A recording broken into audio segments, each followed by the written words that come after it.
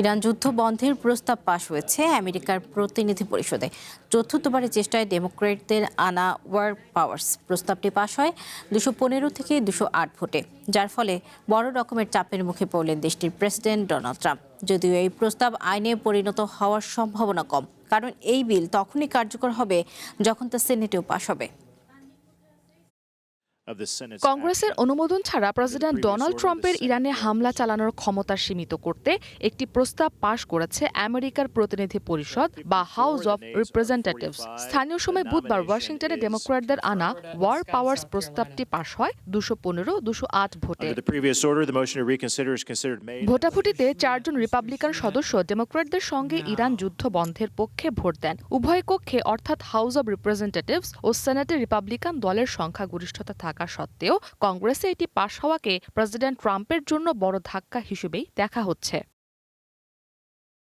প্রস্তাবটিতে কংগ্রেসের অনুমোদন ছাড়া চলমান ইরান যুদ্ধ বন্ধের আহ্বান জানানো হয়। যদিও এই প্রস্তাব আইনে পরিণত হওয়ার সম্ভাবনা কম, কারণ এটি কার্যকর হতে হলে সেনেটেও পাশ হয়ে আসতে হবে। ট্রাম্পের সম্ভাব্য ভেটো অতিক্রম করতে উভয় কক্ষেই 2/3 সমর্থন প্রয়োজন হবে। বিশ্লেষকদের মতে এরপরও এটি ট্রাম্পের জন্য একটি গুরুত্বপূর্ণ রাজনৈতিক ধাক্কা। এর আগে প্রতিনিধি পরিষদে এমন 3টি উদ্যোগ ব্যর্থ হয়, যদিও প্রতিবারই ভোটের ব্যবধান কমেছে। ইরানের যুদ্ধ শুরু করতে কংগ্রেসের অনুমোদন নেননি প্রেসিডেন্ট ট্রাম্প। তিনি এই যুদ্ধকে ছোটখাটো সংঘর্ষ বা স্বল্পমেয়াদী সামরিক অভিযান হিসেবে আখ্যা দেওয়ার চেষ্টা করেছেন। তবে রিপাবলিকান নেতার বারবার সামরিক শক্তি প্রয়োগ কংগ্রেসের কিছু আইন প্রণেতাকে হতাশ করেছে। আমেরিকার সংবিধান অনুযায়ী যুদ্ধ ঘোষণা করার ক্ষমতা একমাত্র কংগ্রেসের হাতেই ন্যস্ত।